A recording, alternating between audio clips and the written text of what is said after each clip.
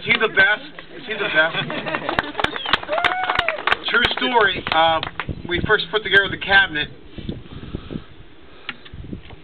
First choice, first cabinet position to be filled. First phone call I made from my mom and dad's house was to Lou, and I had to explain, as my mom said, I had to explain to Lou that his retirement was premature, and that since I was governor, we've been great friends, and I respect him and I love him, but you don't say no to the governor, right? So, and he didn't, and he just led a great agency. It's great to be back on the shore. Thanks for coming out today, you guys. It's a lousy day, great turnout. We've had great turnouts wherever we've gone. Kendall Ehrlich sends her love. She sends it, by the way. She's doing great. I have the prepared speech I've given the last couple of days. Just a couple points. This was a tough call, as you all know, and I got a lot of opinions. I got opinions at the dry cleaners, I got opinions at the ball fields, I got opinions wherever I would go. Kendall says I can't use the dry cleaner example since I never really go to the dry cleaners. But everybody had opinions. And a lot of the opinions were obviously come back or run for the Senate or do this or do that. And I had to measure those opinions against the things that are important to me. And a lot of you know me personally, and Mary Beth is here, my Deputy Chief of Staff. I love you, baby. Great to see you. Mary Beth Carozzo. A true daughter of the shore, that's for sure. And by the way, elect these guys. I need help. We need help in the legislature, okay? Please, please. So I had to measure, though, your opinions against the things that are important to me. And my faith and my family, my marriage, my friends, my values, my career plans, what I want Maryland to look like in 5, 10, 20, 50 years. You know, Josh is now 6 and Drew is 10. The baby's 6. And he's not a baby anymore. And we have a lot of fun together. And life's been good to us, and Maryland's been good to us, and Marylanders have been really good to us. And retirement has been a mixed. You know, I've coached Drew's team the last couple of years, and I wrote a book, and the law firm's been growing, and the TV and the radio gigs have been fun, but obviously we left with a sense of unfinished business.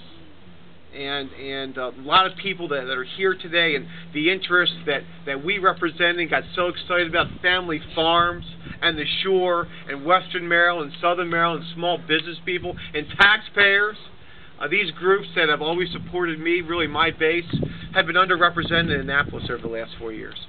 And when you look at all the feedback compared to my life, and God knows Kendall's been out there shouting from the rooftops, you know what she wants me to do. The choice became very clear, and the choice is to run for the governorship of Maryland again and win. Now, I have...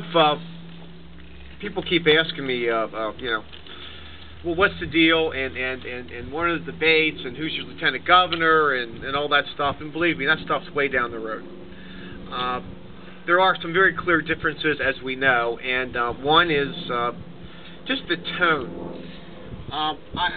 There was a big sign in my office, and Lou knows it, no whining. I don't like whiners. I don't like whiners in life. I'm teaching my kids not to be whiners. The whining from Annapolis about the budget, about federal government, and about the state of the economy. Enough whining. Whining is not leadership. People want leadership. They demand leadership. The press is playing a big deal about the grudge match. You know, Ehrlich, O'Malley, and this and that. The last grudge match I had was middle school. Okay, I won that one, by the way. But when unemployment is 10 to 15%, when small businesses are hurting, when Marylanders are moving to Pennsylvania and Delaware, West Virginia, people don't hear about grudge match. They want to see leadership. They want to see... Now I do want to make this point to you all. The inclination for us is going to be, let's compare Maryland under O'Malley to Maryland under Annapolis. We will benefit by that comparison. From unemployment to taxpayers to the state of the budget, everything that we traditionally measure, we will benefit by that. But I really want to ask you all respectfully, and the people that are here today and my supporters, people who really care about us, it's not just about the past. In fact, it's primarily about the future. Because as people are hurting, as small businesses are feeling the burden of taxation and the state and national economy and this health care bill and everything else, They don't want to hear about the past. They don't want to hear about grudge matches. They want to hear about your vision. What are you going to do, Ehrlich, as governor? What is your vision? And the first thing we're going to do is repeal that O'Malley 20% increase in the sales tax. Yeah! And we're going to fix the budget. We're really going to fix the budget in an honest way without any gimmicks. And we're going to double charter schools. We're going to really talk about educational opportunity, particularly in poorer subdivisions. You all know my life story. We believe in that. And we're going to, for the small business people here, we're going to again look to you as a source of job creation, not revenue enhancement. We're actually look to you to be the backbone of the economy, which you are, which you always have been. Enough of the class warfare, enough of the excuses, enough of the whining, enough. This election is about two adults, two people who've been governor, two very different views of the world, two different platforms, two different philosophies, two different sets of values, two different visions with regard to where Maryland needs to go. And as has been pointed out, I can go there, and as we did the first time, sometimes we'll agree with Mike Miller and Mike Bush, sometimes. Sometimes we'll negotiate, sometimes we'll compromise, and sometimes we'll agree to disagree.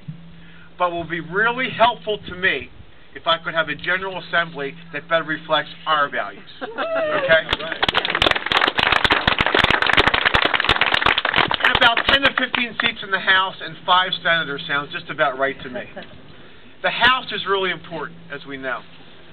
The Senate, 5 Senate seats makes Alan Kittleman the most relevant person in Annapolis, besides the governor, of course. Alan Kittleman is the minority leader in the Maryland Senate. There are 14 Republican senators. Today, Alan Kittleman doesn't know where the leadership meetings occur because they don't have to tell him because it doesn't count. Right, Lou? It doesn't count with 14 Republican senators. With 19 Republican senators, Mike Miller has to deal with Alan Kittleman and us.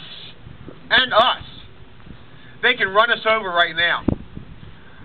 Unfortunately, there are too few conservative Democrats left in the Maryland General Assembly. It used to be the legislature wasn't balanced when I was first elected, when I talked to Lou Riley in 1987. Pro-business Democrats were in the Senate. They owned bars and restaurants. They were small business owners. They signed the front of checks. They understood what health care mandates meant. They understood what marginal taxation does to job creation. They got it. Those Democrats are gone. Unfortunately, they're gone. As a result, the Republican Party and disaffected Democrats and independents have to step forward and say, no. We're not going to lose another 3,000 businesses in Maryland the way we did last year. Enough. How many Marylanders live in Delaware? How many? Do anybody here know Marylanders that have moved to Delaware or Pennsylvania or North Carolina? By the way, we're going to campaign in Pennsylvania and West Virginia. We're going to get those Marylanders back.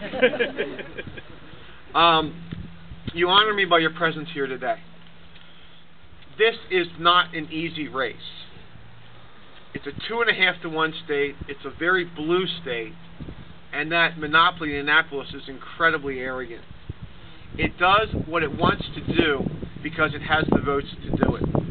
And they can literally forget parts of the state and essential parts of the economy as a result. So I'm going to ask you one simple thing and challenge you. Many of you, I know, many of you have supported us in the past. You supported Lou, Michael, all. You've been great. The signs, the hats, the bumper stickers. By the way, the bumper stickers are very beautiful this time. And you never want them to come off anyway, so don't worry about where they peel off. They do increase the resale value of your automobile. And you're just a running billboard. But what I'm going to ask you to do very respectfully is look inside yourself. And I'm not talking about checks, by the way. We'll raise the money, but checks help. Checks help. I'm not going to degrade checks. But I'm not just talking about money. I'm talking about showing up. I'm talking about working at headquarters. I'm talking about going door to door. I'm talking about you having that heart-to-heart discussion with your neighbor, maybe an independent or a disaffected Democrat, or somebody who's just not sure how they're going to vote. That extra step, that extra, whatever it is to you, to put us over the top. This is a high-stakes race. It's a national race. You've seen the shenanigans already from the other side. Remember the old rule and when we were growing up? Don't let them see you sweat. Remember, your mom and dad told you that? Guess what, man? They're sweating buckets. And there's a reason they're sweating buckets. They cannot defend the indefensible. And they never thought we would come back. And they're arrogant. And they're a monopoly. And it needs to end. And let's win in November. Thank you very much for coming.